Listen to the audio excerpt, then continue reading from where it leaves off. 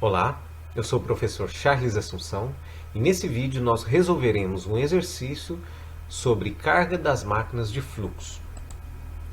Nós vamos determinar a carga de uma bomba de água dessa instalação, considerando uma vazão de 50 litros por segundo, rugosidade da tubulação de 0,15 milímetros, comprimento equivalente do item 0, que é uma válvula de pé com crivo de 5 metros, comprimento equivalente de 2 é igual a 4, que é comprimento equivalente do item 2, que é igual ao comprimento equivalente do item 6, igual a 1 metro.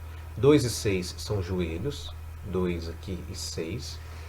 Comprimento equivalente do item 3, igual ao comprimento equivalente do item 5, que é igual a 10 metros, que são válvulas borboleta.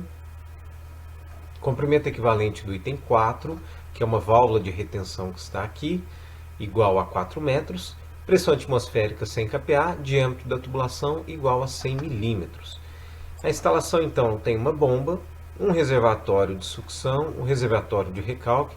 Nós temos uma tubulação, esse desenho não está em escala, mas aqui nós podemos perceber um comprimento de 2 metros, aqui 10 metros, um comprimento de 6 metros, outro de 30 e uma elevação aqui no reservatório de recalque de 1 metro. Aqui nós temos alguns números que caracterizam algumas seções e nós vamos, para resolver a equação, seguir aquele roteiro visto no vídeo anterior. Escolher as seções 1 e 2, calcular a carga do escoamento em cada seção, calcular a perda de carga na sucção e no recalque e, finalmente, definir a carga da máquina.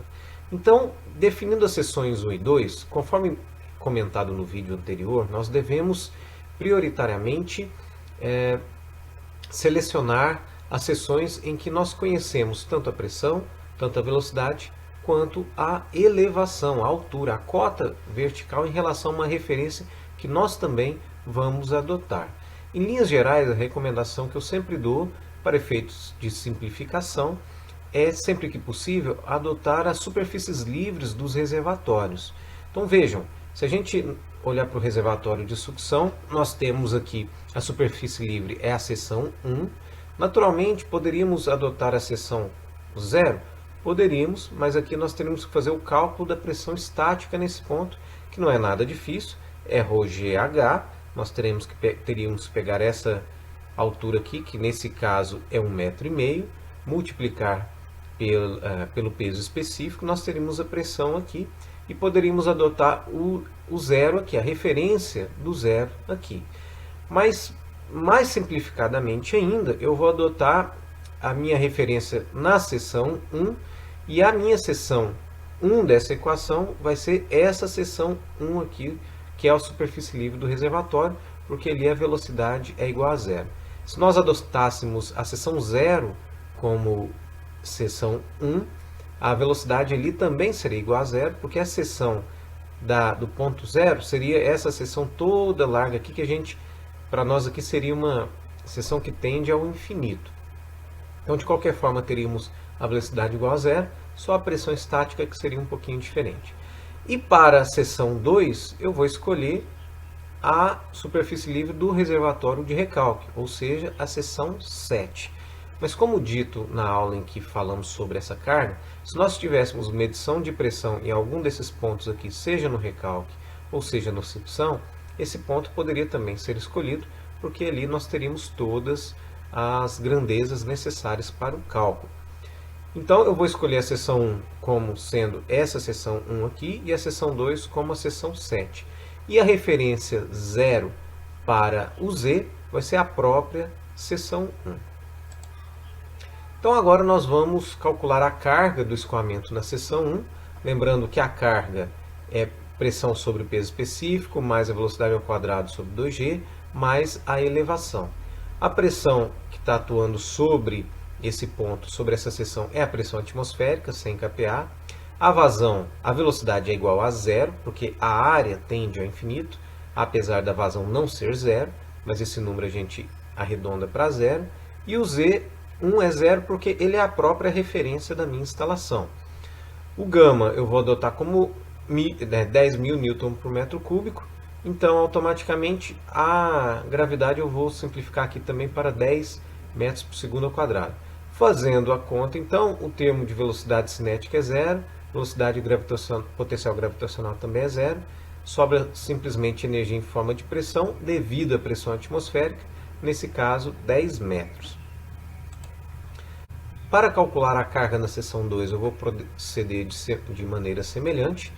Então, a pressão atmosférica é 100 kPa, naturalmente, a velocidade também é igual a zero, e a altura, o termo Z, nós temos que verificar aqui. Então, se aqui é o zero, nós temos meio metro aqui, mais 6, 6,5, mais 1, temos 7,5 metros.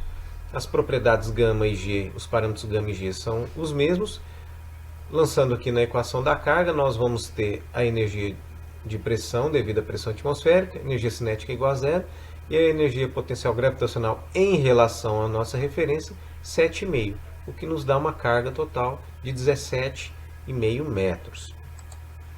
O terceiro passo é calcular a perda de carga total, tanto na sucção quanto no recalque. Lembrando então aqui, perda de carga distribuída e perda de carga localizada. Como o exercício forneceu os comprimentos equivalentes, a gente vai adotar o método do comprimento equivalente, em que a gente pode usar a equação da perda de carga, considerando o comprimento total, em que o comprimento total é o somatório entre o comprimento geométrico da tubulação e o somatório dos comprimentos equivalentes de todos os componentes. Então, fazendo a continha aqui, levando em consideração os valores fornecidos pelo exercício, nós chegamos no comprimento total de 79 metros.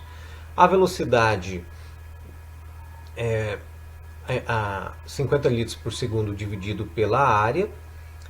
A gente tem um diâmetro lá de 100 milímetros, nós chegamos em 6,37, é uma velocidade relativamente elevada. Nesse caso aqui, o diâmetro do recalque é igual ao diâmetro da sucção, então a gente pode fazer de uma vez só, mas se fossem diâmetros diferentes, nós teríamos que fazer para um diâmetro, depois para outro diâmetro, e aí sim somar as perdas de carga. A aceleração da gravidade 10 metros por segundo ao quadrado, diâmetro 100 milímetros ou 0,10 metros. Com isso nós chegamos num Reynolds de 6,37 10 à quinta e numa rugosidade relativa de 0,0015.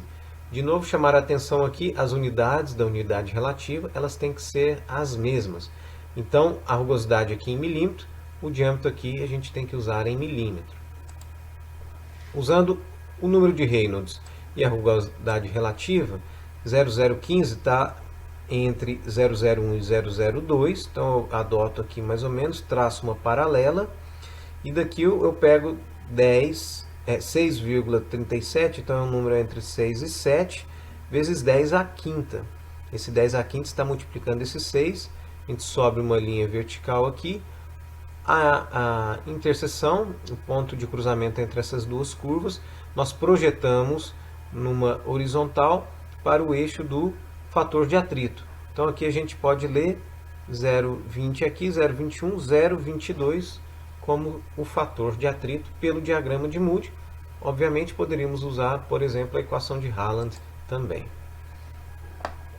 Voltando na equação da perda de carga, a gente tem o fator de atrito, lançando todos os parâmetros na equação, então a gente tem 0,22 vezes o comprimento total dividido pelo diâmetro, vezes a velocidade ao quadrado sobre 2g, nesse caso aqui g foi arredondado para 10, nós chegamos numa perda de carga total de sucção e de recalque de 35,26 metros. E finalmente a gente vai calcular a carga da máquina, uma vez que nós já temos H1, H2 e a perda de carga, basta isolarmos a carga da máquina, então fica H2, 17,5 menos H1, 10 metros, mais a perda de carga. Ou seja, a máquina ela tem que ser capaz de aumentar a energia do fluido, e essa energia vai ser basicamente a elevar a sua altura, a sua cota vertical, mas para fazer isso, ela tem que vencer as perdas de carga. Por isso, então, essa perda de carga aqui, ela vai ser bancada, vamos dizer assim, sustentada ou vencida pela máquina. Por isso que num projeto a gente tem que trabalhar para reduzir de forma significativa essa perda. Se a gente pegar esse exemplo, que é um exemplo bem fictício e talvez até mesmo distante um pouquinho da realidade, vejam que a elevação de energia do fluido é de 7,5 metros apenas. Então aqui o fluido, se a gente considera a pressão em relação à pressão manométrica, a pressão manométrica aqui é zero, aqui também é zero. Então a diferença de energia do fluido entre esses dois pontos se dá exclusivamente pela energia potencial gravitacional, que nesse caso é 7,5 metros. Então a bomba tem que elevar a energia do fluido em 7,5 metros, mas a carga da bomba, ou seja, a energia que ela vai colocar no fluido, é 42,76 metros. Por quê? Porque desses 42, 35 metros estão sendo gastos apenas para vencer as perdas. Então vejam que apesar de um exercício fictício, a gente dá para perceber a importância que a perda de carga pode ter no escoamento e o cuidado que a gente tem que ter no projeto, na especificação, para minimizar essa perda de carga, para que a máquina seja uma máquina de menor porte e automaticamente consuma menos energia. Com esse slide eu finalizo esse exercício. Eu espero que tenha ficado claro a aplicação da equação da energia do escoamento para a especificação da carga da máquina. Em caso de dúvidas, não hesite em entrar em contato. Eu agradeço a sua atenção e espero você nas próximas. Obrigado e até lá.